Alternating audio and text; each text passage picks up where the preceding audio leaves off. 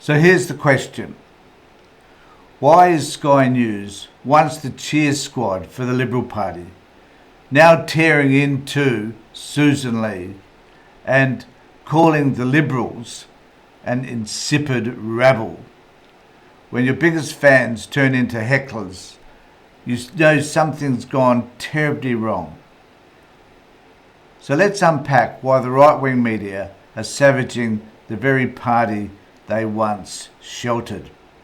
So to start this, I'm going to play for you a brief video just of Sherry's introduction to this notion that Liberal Party are kind of on the outer, and that the great, the wonderful Susan Lee is certainly not very great, according to the conclusion that the right-wing media, namely Sky News, have arrived at.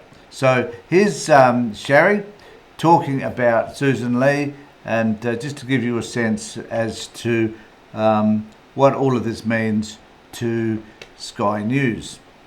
But first tonight, at a time when the Albanese government is leading Australia down a reckless path economically, ideologically, and in terms of our place in the world, one can only despair that there's no viable alternative.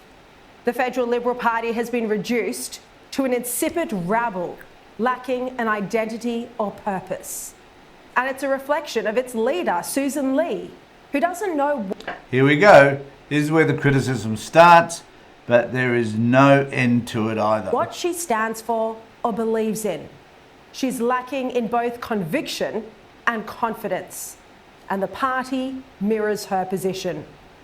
2 poll results today cement the fact...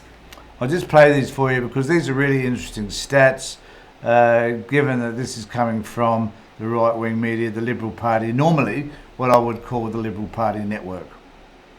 The Liberal Party is disintegrating further into irrelevance, and it's Albanese who's benefiting. News poll in The Australian showed that Albanese is in his strongest position since July 2023. And the Sydney Morning Herald's Resolve poll also shows support for Labor at its highest in 2 years.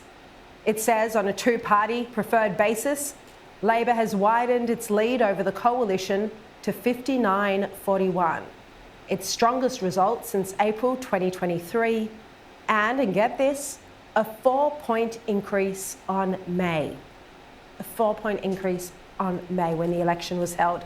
So this would mean that if an election were held today, Labor would win even more seats from an already dwindling coalition. So that's Sherry introducing us to this notion that that the Liberal Party's on the way out.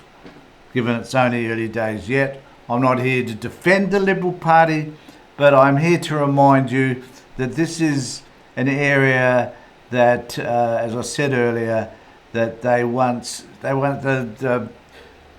the right wing, particularly Sky News, once sheltered.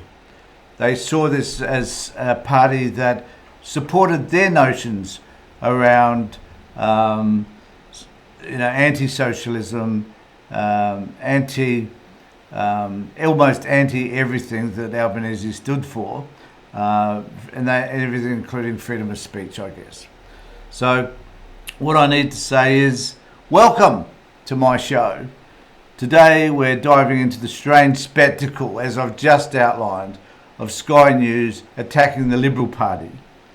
Normally, these commentators defend the coalition no matter how ridiculous the policy or how chaotic the leadership.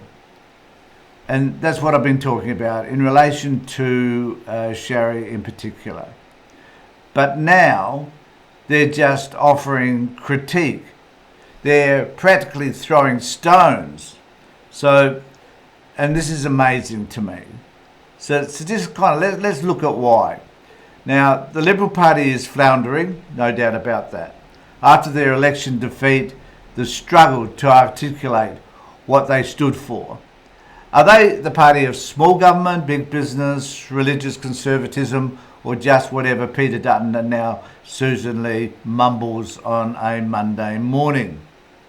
For decades, right-wing outlets like Sky News gave them cover. But that cover only works if the party can at least project strength and purpose.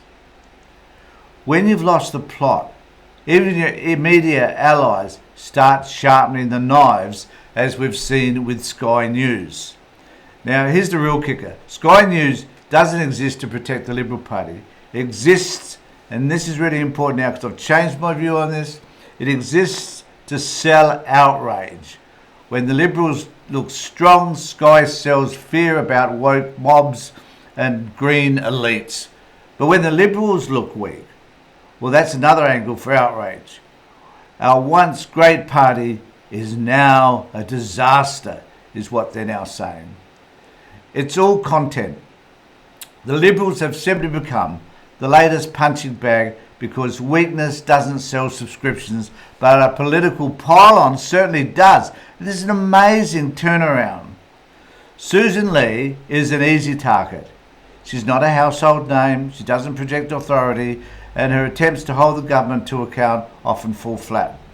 For Sky, this is red meat. If the party can't provide a commanding figure, the commentators fill that void by belittling them, which is what we're seeing them do now around Susan.